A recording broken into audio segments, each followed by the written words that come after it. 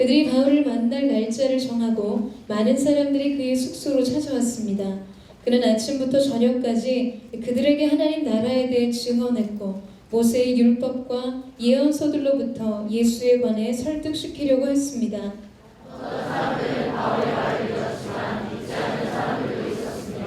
그들이 서로 의견이 엇갈린 채 떠나려 하자 바울이 한마디 덧붙였습니다.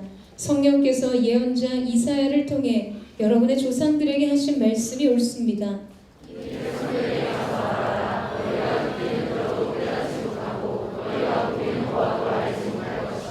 이 백성들의 마음이 무뎌지고 귀는 듣지 못하고 눈은 감겨있다.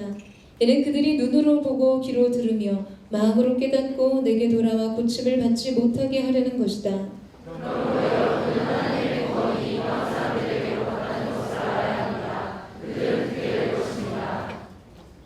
바울은 만 2년 동안 자기 새집에 머물면서 자신에게 찾아오는 모든 사람을 맞아들여 어떠한 방해도 받지 않고 담대하게 하나님 나라를 선포하고 주 예수 그리스도에 관한 것을 가르쳤습니다.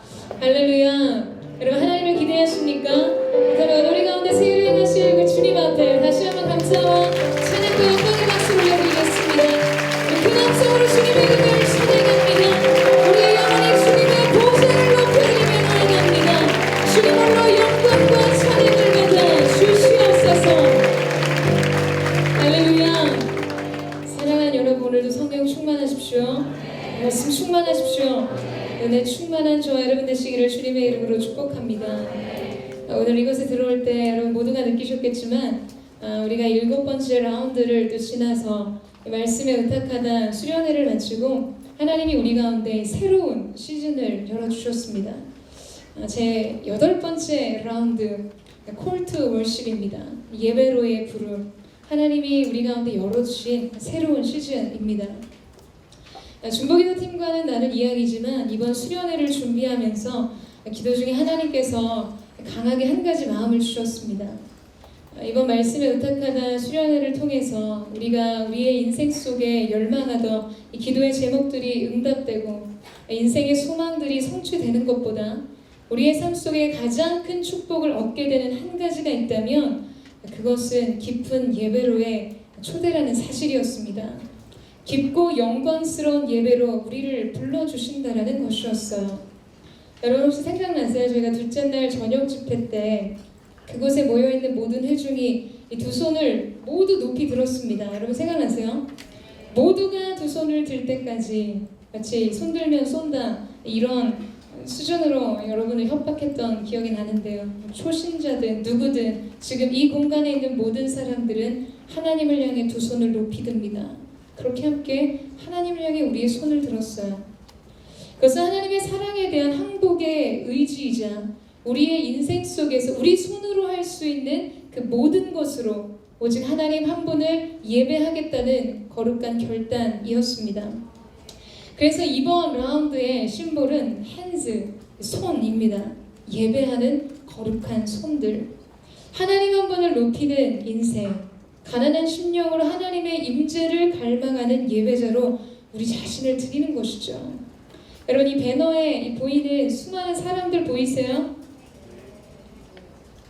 대답을 힘있게 하세요. 보이세요? 네. 여러분 바로 여러분들입니다. 어디서 이미지 사서 넣은 것이 아니라 저희가 말씀에 의탁하다 마지막 웨이브 이 주일 예배 때 주일 예배 사진이에요. 이 사진팀에서 함께 찍은 사진을 지금 넣어둔 것입니다. 이번 라운드의 컬러는 이 블루와 라이트 그레이입니다.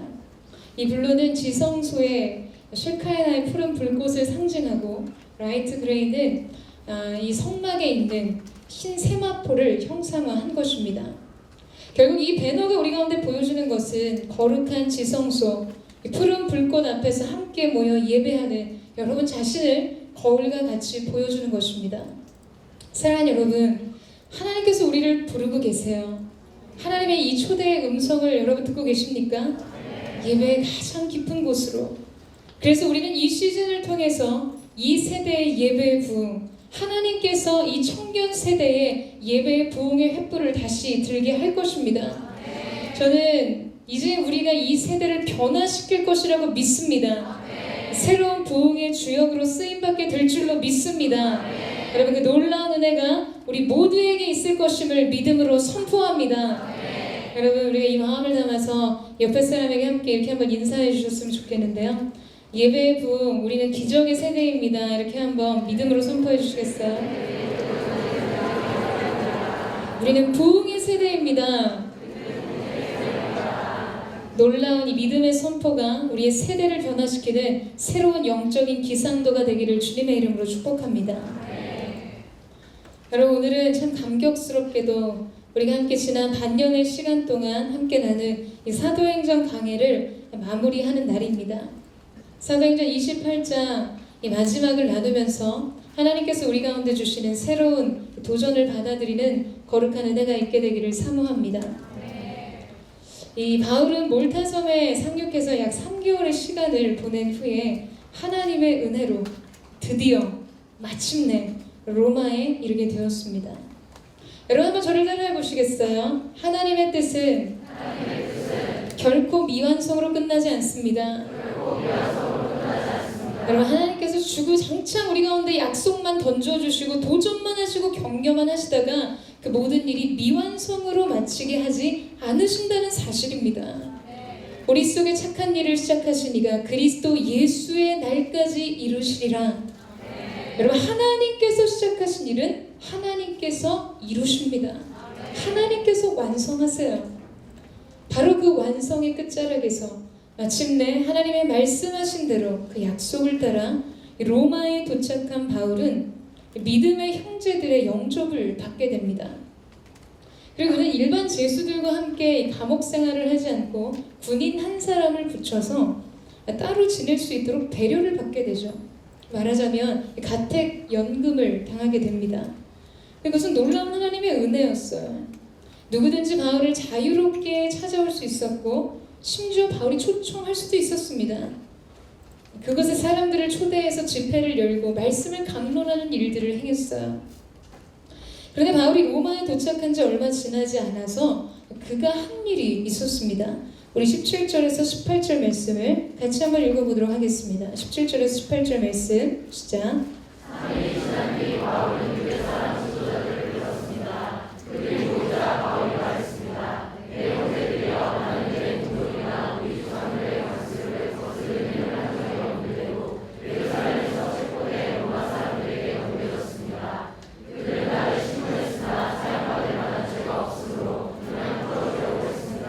바울이 로마에 도착하자 그가 했던 일은 무엇이었을까? 여러분, 바울은 로마 지역에 있었던 유대의 아주 유력한 지도자들을 불러 모았어요. 그리고 그들에게 이렇게 이야기합니다. 나는 유대인들의 관습을 거스리거나 모세의 율법을 위배하는 일을 한 적이 없습니다. 왜 그랬을까요? 여러분, 지금까지 바울의 3차 전도 여정 속에서 어디를 가든지 그의 복음 전도 사역을 회방하고 그를 죽이도록 증오하고 그의 파멸을 위해서 일관성 있게 헌신되었던 그룹이 바로 유대인들이었기 때문이었습니다. 바울이 새로운 지역으로 이동할 때마다 여러분, 그들은 바울을 죽이기 위해서 추격을 하든지 아니면 그 지역의 유대인들에게 바울에 대한 전가를 보냈습니다. 그래서 바울이 가는 곳마다 새로운 지역마다 바울을 증오하는 유대인 그룹이 이미 존재하고 있었어요. 30년간 그의 사역에 유대인들은 천적과 같은 존재였습니다. 그를 매질하고 음해하고 공모해서 살인하기까지 그 음모를 꾀했던 사람들이었죠. 여러분, 그렇기 때문에 바울의 예상으로는 당연히 로마에도 그를 대적할 유대인 무리들이 있을 것이라고 생각했던 것입니다. 그래서 선방을 날린 거예요. 먼저 그들을 불러서 자신에 대한 이 오해를 풀기 위해 자기 무죄에 대한 변론을 한 것입니다. 근데 여러분, 뜻밖의 반응을 만나게 돼요. 21절 말씀을 한번 보시겠어요? 모니터를 살짝만 내려주실래요? 유대 사람들이 바울에게 대답했습니다. 우리는 당신에 대해서 유대로부터 편지를 받은 적도 없고 그곳에서 온 형제들로 당신에 대해 나쁘게 보고하거나 말한 적이 없습니다. 그리고 심지어 22절에 이 바울의 생각, 그가 말하는 복음에 대해 듣기를 원한다는 이야기를 하는 것이죠. 여러분, 우리는 이 장면에서 매우 놀라운 사실을 발견하게 됩니다. 그것은 더 이상 이전과 같지 않다는 것이에요. 약속이 성취되고 하나님의 뜻과 말씀이 이루어지는 현장에서는 여러분, 지금까지 과거가 어떠했든지 계속된 과거의 경험이 무엇을 확신하고 있던지 그것은 더 이상 사실이 아니라는 것입니다. 여러분, 과거가 그랬기 때문에 오늘도 그럴 것이라고 생각하는 일들이 우리 안에 얼마나 많습니까? 허구 헛날 기대해봤자, 소망해봤자 이놈의 집구석은 달라지지가 않아요. 여태까지 너무 일관성 있게 절망이었습니다. 이놈의 집구석. 관계와 진로의 문제에 있어서도 좌절이 너무 컸어요. 기대를 해보려고 해도 두렵습니다. 왜냐하면 다시 실망하게 될까봐, 그래서 상처받을까봐, 그래서 정말 절망하게 될까봐. 가족 전도의 문제도 그렇죠. 아무리 던져봐도 여태까지 문이 열리지 않았어요. 대체 어디서 들은 이야기인지 나보다 애매한 성경 지식이 훨씬 더 많아서 씨알도 먹히지가 않습니다. 게다가 거기에다가 제대로 응수하지 못하는 자기 자신이 너무 한심하고 싫어요. 말라버린 재정의 문제가 계속해서 숨통을 조입니다. 여전한 질병은 믿음을 갉아먹는 것 같은 시간을 보내는 것이죠. 여러분, 그러나 가장 힘든 건 바로 내 자신이에요. 내가 바뀌지 않는다는 것이에요. 나의 가장 높은 과거의 장벽은 내 자신이라는 절망을 안고 사는 것입니다. 여러분, 이게 반복된 과거라는 것이죠. 이것이 과거의 경험, 그래서 오늘도 그 과거의 연속이라는 확신, 여러분, 이것이 우리 안에 있는 바울의 마음이라는 것이에요. 우리가 얼마나 과거가 남긴 경험, 그 경험이 남긴 선입견과 편견의 한계 속에서 여러분, 하나님의 일들을 제안하고 있었습니까? 지금 여러분 안에 여태까지 늘 그랬으니까 앞으로도 그럴 것이라고 여러분의 믿음의 깃대를 부러뜨리는 생각, 그 생각은 무엇이냐라는 거예요. 여러분, 이 사실을 기억하세요. 하나님의 뜻이 이루어지는 카이로스 안으로 들어오게 되면 모든 것은 이전과 같지 않는다는 것입니다. 여러분, 이 사실을 믿으십니까? 여태까지 어떠했든지 오늘 하나님의 뜻이 성취되는 카이로스 안에서는 더 이상 이전과 같지 않을 것이라는 사실이에요. 산은 산이고 물은 물이로되 아닙니다. 산은 산이지만 여러분, 그 산을 들어 저 바다로 빠지라고 주님 말씀하시면 더 이상 그 산은 산이 아니에요. 바다입니다. 여러분, 물은 물이지만 그 물을 명예 연회장으로 떠내가라 말씀하시는 주님의 명령이 선포되면 그 물은 더 이상 물이 아닙니다. 포도주라는 것이에요. 여러분, 이것이 우리 주님의 일입니다. 여러분, 이 사실을 믿으세요? 하나님께서는 오늘 바울의 로마에서 하나님의 약속의 성취의 현장 속에서 바로 이 사실을 나타내 보여주고 계신 것입니다. 사랑하는 여러분, 저는 축복합니다. 여러분의 로마에서도 분명 모든 것이 다를 것입니다. 모든 것이 새로워질 것이에요. 모든 것이 이전과 같지 않을 것입니다.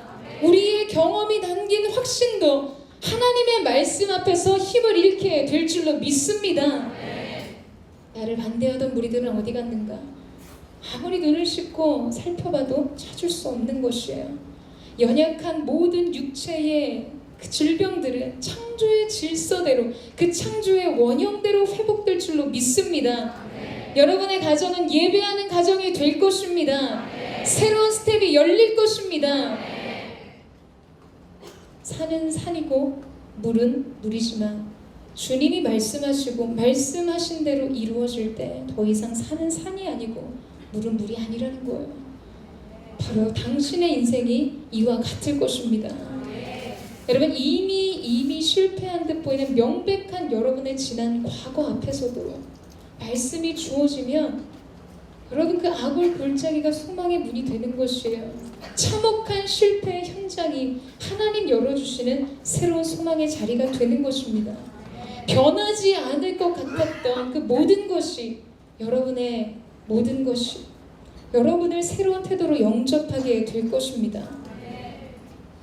그럼 바울은 이 하나님께서 하시는 일들에 대한 인간적인 관점의 한계를 가지고 있었지만, 저는 그래도 이 장면에서 이 바울의 모습 속에서 도전을 받고 감동을 받습니다. 그것은 그가 여전히 포기하지 않았다는 것이에요. 뒤로 물러서지 않았다는 것입니다. 그의 삶의 목적을 따라, 그의 삶에 세워진 원칙을 따라 행동했어요. 여러분, 만약 바울의 예상대로 그를 30년간 괴롭혔다, 유대인의 무리들이 로마에서도 있을 것이다, 이미 진을 치고 그를 맞이할 준비를 했다고 느꼈다면 사실 이제는 포기할 만도 했을 텐데, 로마에 온 지 3일 만에 그는 불보듯 뻔한 그 장벽을 향해 다시 돌진합니다. 문이 열릴 때까지 두드리는 것이에요. 여러분, 얻기까지 구하는 것입니다. 바울은 이방의 사도로 부르심을 받았지만 그의 사역의 원칙은 언제나 동일했습니다. 언제나 그의 동족 유대인에게 먼저 복음을 전하는 것이었어요.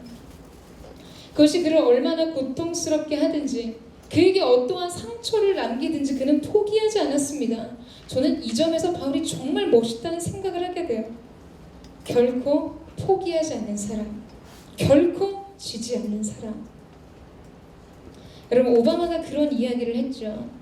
당신이 지금 달린다면 패배할 가능성이 있다. 하지만 달리지 않는다면 당신은 이미 진 것이다. 여러분, 사실 사람이란 자기가 실패했던 자리, 거절받았던 자리에 다시 서고 싶지 않습니다. 잠깐의 공포를 할지라도, 잠깐의 두려움이라 할지라도 그 고통과 불안과 공포를 느낀 자리가 있다면 그것을 다시는 다시 하고 싶지 않아져요. 그곳에 다시 가고 싶지 않습니다. 우리는 이런 것들을 일종의 트라우마라고 부르기도 하죠. 그러나 패배의 가능성을 안고도 다시 달리기를 선택할 수 있는 사람. 여러분, 저는 오늘 이 바울의 모습 속에서 하나님께서 우리 인생 가운데 이런 믿음의 용기를 주시기를 사모합니다. 역전의 명수로서 여러분, 믿음의 길을 달리는 하나님의 사람들이 되세요. 여전히 그 걸음을 떼는 믿음의 사람들이 되시기를 주님의 이름으로 축원합니다.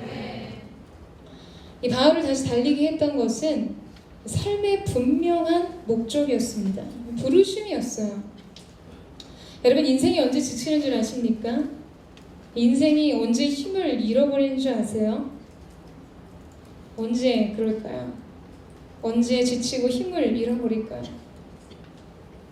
여러분, 삶의 목적을 상실할 때입니다. 인생의 목표를 잃어버릴 때예요. 우리의 삶을 부르시는 그 부르심이 희미해지는 순간입니다. 만약 지금 우리가 뜨겁게 열망하는 하나님의 부르심을 따라 걷고 있다면 여러분, 우리는 결코 주저하거나 망설이거나 포기하지 않을 것입니다. 여러분, 이 사실에 동의하세요? 그렇다면 여러분 자신을 한번 돌아보십시오. 나는 여전히 그 길을 달리고 있는가? 때로는 내게 좌절과 실패와 실망을 안겼던 그 자리를 할지라도 나는 다시 그 길을 달리고 있는가? 저는 한동안 이 수첩에 한 가지 일화를 적어두었던 일화가 있었습니다.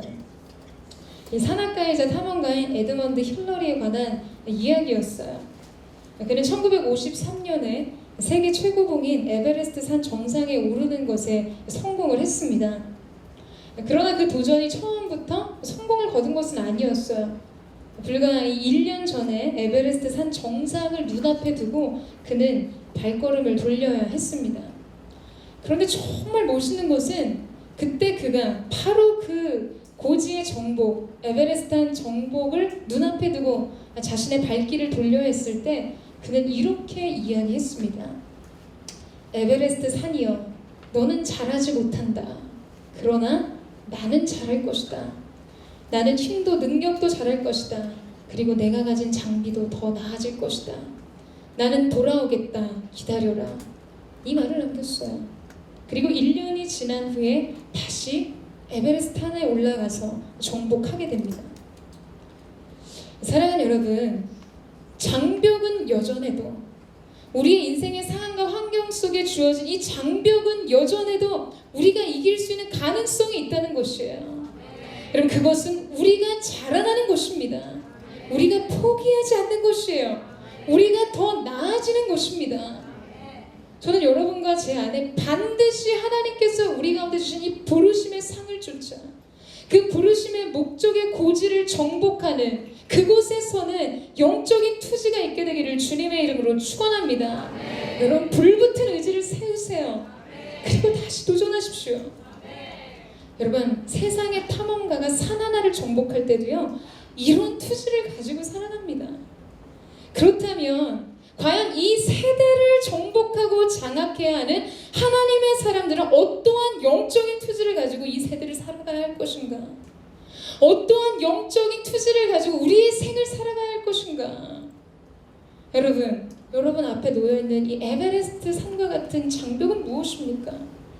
저는 오늘 이 시간 저와 여러분이 그 거대한 장벽 앞에서 이렇게 외치는 은혜가 있게 되기를 축복합니다. 기다려라. 나는 자라날 것이다. 나는 더 나아질 것이다. 내가 반드시 돌아온다. 여러분, 그 은혜가 있게 되기를 주님의 이름으로 축원합니다. 여러분, 좀 이러한 투지로 우리의 인생을 살기를 원해요. 하나님의 사람들이 얼마나 멋있게 자신의 생을 살아가는지를 세상을 향해 보여줄 수 있는 사람들, 여러분이 믿음의 탐험가, 거룩한 하나님의 사람들. 그래서 저와 여러분의 인생 속에 정복한 우리 인생의 에베레스트에 여호와 니시, 그 하나님을 찬양하는 그분의 승리의 깃발을 꽂아드리는 영광스러운 하나님의 사람들이 되시기를 주님의 이름으로 축원합니다. 주님의 이름으로 축복합니다. 이제 바울은 날짜를 정했어요. 많은 사람들이 그의 숙소로 찾아와서 아침부터 저녁까지 그들에게 하나님의 나라를 증거하고 모세와 예언서들이 증거하는 예수님에 대해 전했습니다. 24절은 이렇게 기록하죠. 어떤 사람들은 바울의 말을 믿었지만 믿지 않는 사람들도 있었습니다. 라고 기록합니다. 거대한 로마 제국의 한 귀퉁이에서 여러분, 지금 바울이 쓰고 있는 역사란 이런 것이었어요. 여러분, 사실 우리가 우스갯소리를 해도 그걸 듣는 사람 중에, 제가 농담 한마디를 여기서 던졌을 때 웃는 사람과 웃지 않는 사람이 있을 수 있겠죠. 일반적인 비율이라는 거예요. 물론 여러분은 잘 반응이 없잖아요. 일반적인 반응은 좀 다를 수 있지만 기본적으로 우리가 웃긴 얘기를 하나 던져도 그 무리 중에 절반은 웃었다, 절반은 웃지 않았다, 이 정도의 비율, 그 정도의 이야기를 지금 성경이 우리 가운데 보여주고 있는 것이에요. 그 정도의 비율로 지금 바울이 전한 그리스도에 대한 복음을 사람들이 받아들이고 있었다라는 이야기를 합니다. 그것은 매우 미비하고 더딘 걸음 같았어요. 그런데 중요한 것은 그 작은 일, 그 미비해 보이는 이 더딘 걸음으로도 바울은 그 일을 계속하고 있었다는 것입니다. 우리 30절에서 31절 말씀을 같이 한번 읽어보도록 하겠습니다. 30절에서 31절 말씀 시작.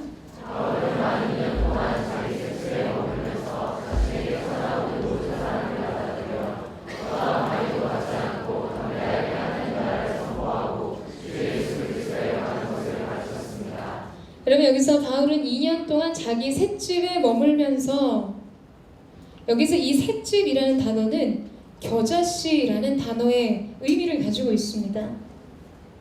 거대한 강대국 로마 제국의 한 귀퉁이에서, 그곳에서 시작된 작은 셋집. 여러분, 사도행전 저자 누가는 우리에게 무엇을 보여주고 무엇을 말하고 싶었던 것일까요? 마태복음 13장 31절에 32절 말씀에 보면 유명한 말씀이 기록되어 있습니다. 예수께서 또 다른 비유를 들어 말씀하셨습니다. 하늘나라는 사람이 자기 밭에 가져다 심어놓은 겨자씨와 같다. 겨자씨는 모든 씨앗들 가운데 가장 작은 씨앗이지만 자라면 모든 풀보다 더 커져서 나무가 된다. 그래서 공중에 나는 새들이 와서 그 가지에 깃들게 된다. 여러분, 우리가 너무나 잘 알고 있는 이 겨자씨는 1mm가 채 되지 않는 아주 작은 씨앗입니다. 유대 격언에 보게 되면 겨자씨만큼 작은 것이라고 했을 만큼 이 겨자씨는 가장 작은 것을 상징하며 가장 작은 것의 이 대명사와 같이 사용되었습니다.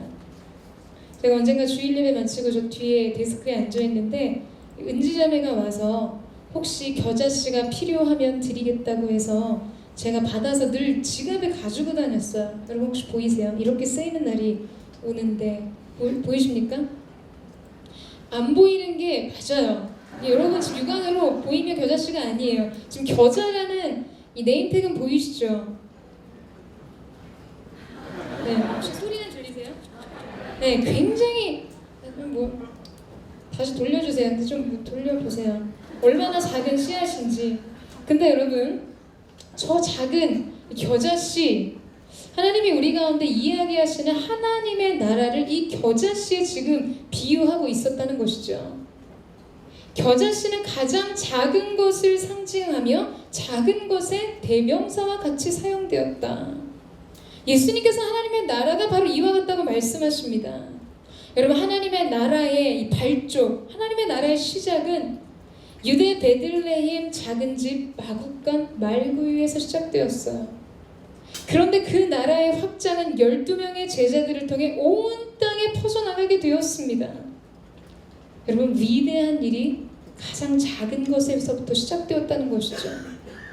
우리 눈에 보기에는 보잘것없고 하찮아 보이는, 때로는 무의미해 보이기까지 하는 그것으로부터 하나님의 나라가 시작된다는 것이에요.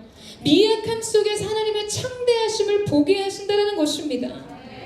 여러분, 우리의 인생도 그럴 때가 있지 않으세요?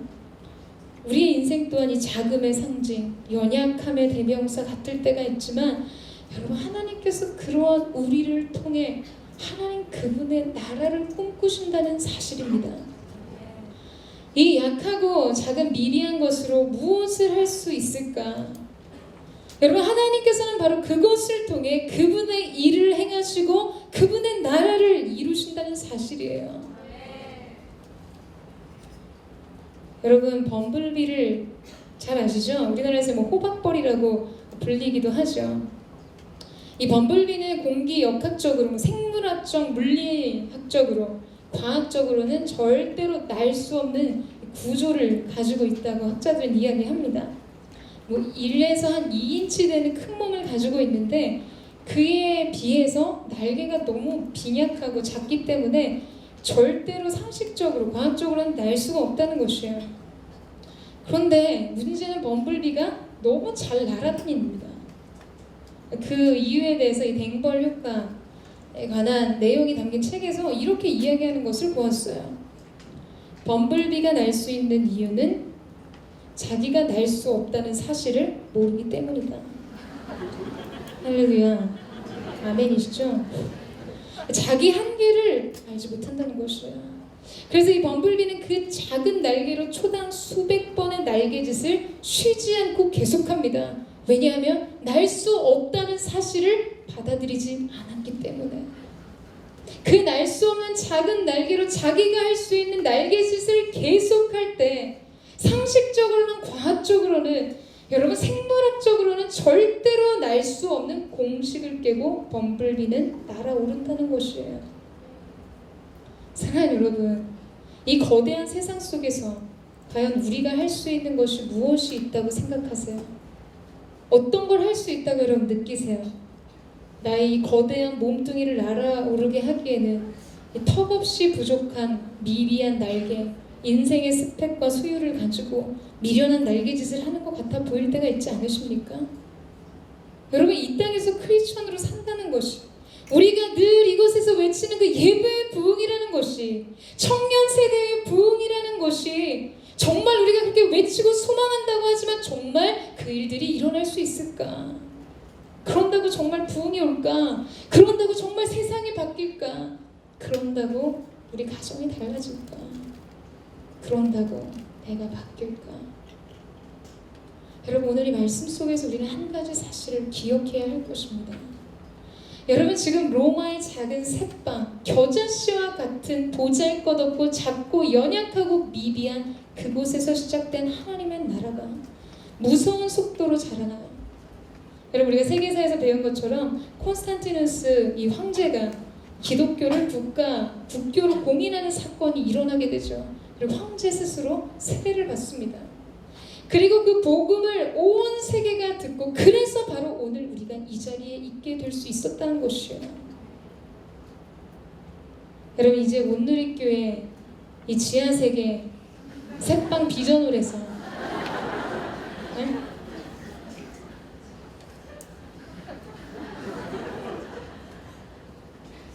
여러분 정말 누가 우리가 여기서 예배 드리는 줄이나 알겠습니까?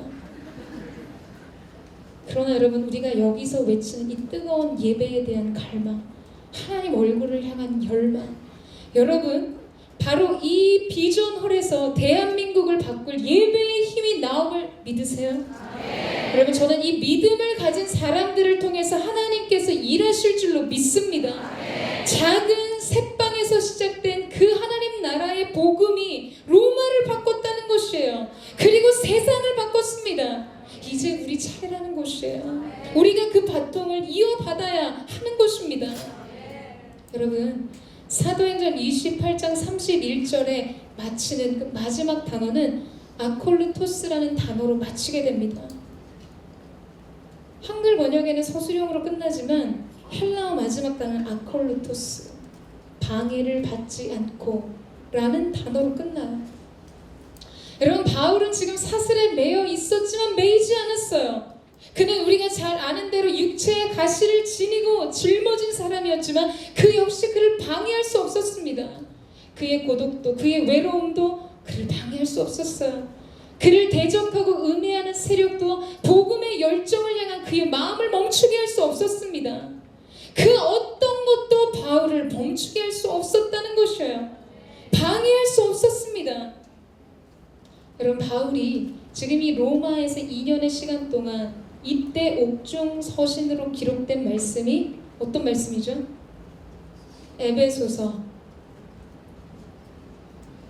에베소서, 빌립보서,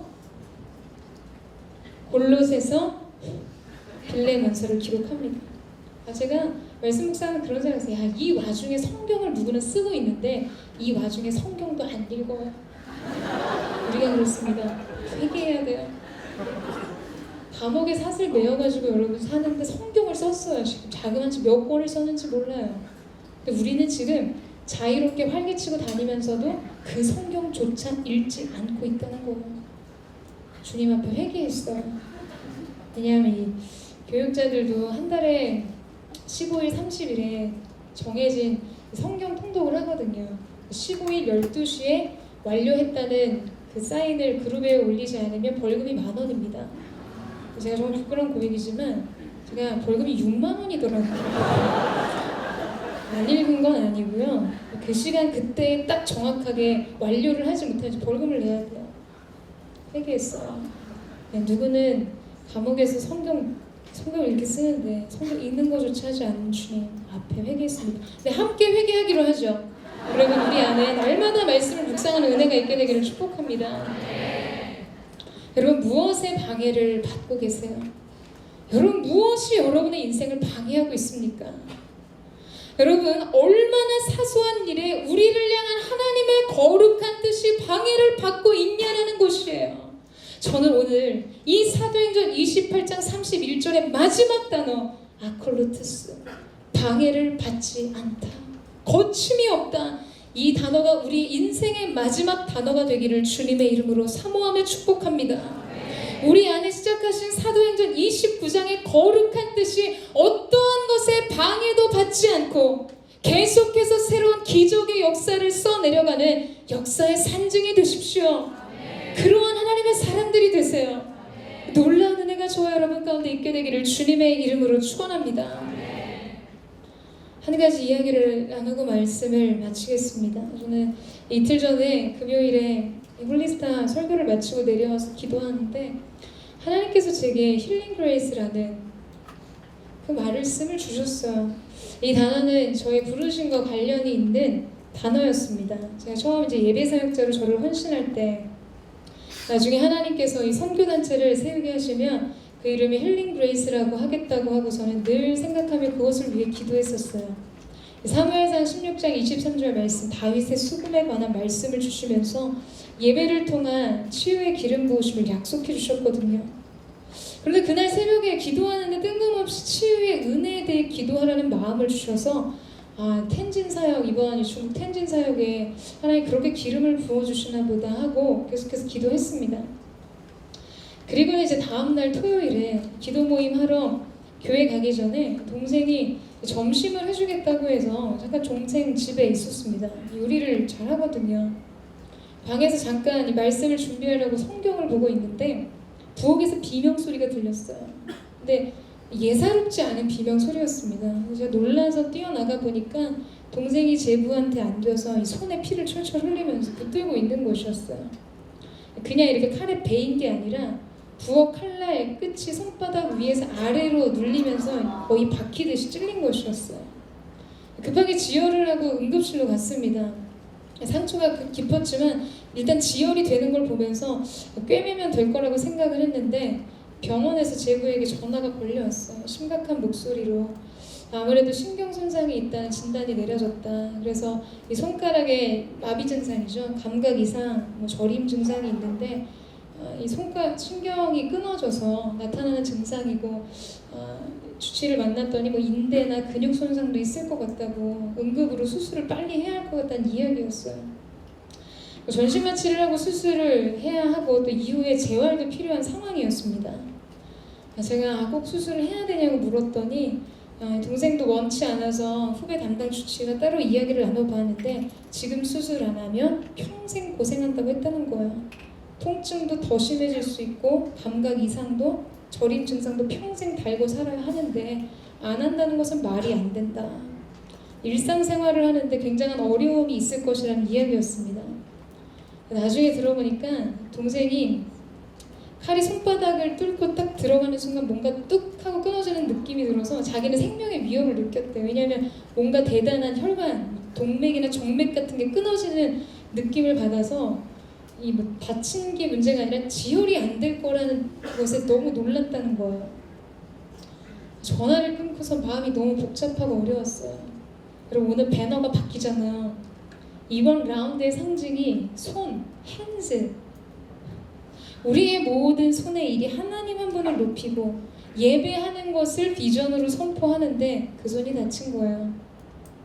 예배에 대한 새로운 부름을 안고 수련회 이후에 동생과도 깊은 대화를 나눴었거든요. 게다가 예배 반주를 하는데 손 신경이 끊어지고 인대와 근육이 다친 거죠. 이번 준비를 위해서 집으로 온다는 이야기를 듣고 하나님 앞에 하나님 어떻게 해야 합니까? 다시 기도하는데 하나님 다시 한번 힐링 그레이스, 하나님께서 기도하면 치유하시고 회복하신다는 마음을 주셨어요. 그래서 동생에게 문자를 보냈습니다. 집에 오면 잠깐 나랑 기도 좀 하자. 그랬더니 왜? 이렇게 왔어요. 여기 수술하지 않고 하나님께서 치유해 주시도록 기도하자는 문자를 보냈습니다. 그리고 수술 전에 준비를 위해 잠시 집에 들어온 동생을 방으로 따로 불렀어요. 문을 잠가놓고. 저도 원래 상식적으로는 이 수술을 보통 앞둔 사람에게 수술이 잘 이루어지도록 집도하시는 의사 선생님이나 수술 과정의 지혜와 은혜가 있도록 기도합니다. 근데 이날 당장 이제 한두 시간 앞에 수술을 해야 해서 집을 나서야 되는 동생을 붙잡고 계속 치유를 선포했어요. 주께서 채찍에 맞으심으로 우리는 나음을 얻었고 주께서 징계를 받으심으로 우리는 평화를 얻었도다. 예수 이름의 능력으로 주님의 보혈의 능력으로 선포하며 명령하며 기도했습니다. 손바닥 위에 손을 얹고 모든 손상된 신경은 회복될지어다. 모든 근육과 손상된 인대는 회복될지어다 선포했어요.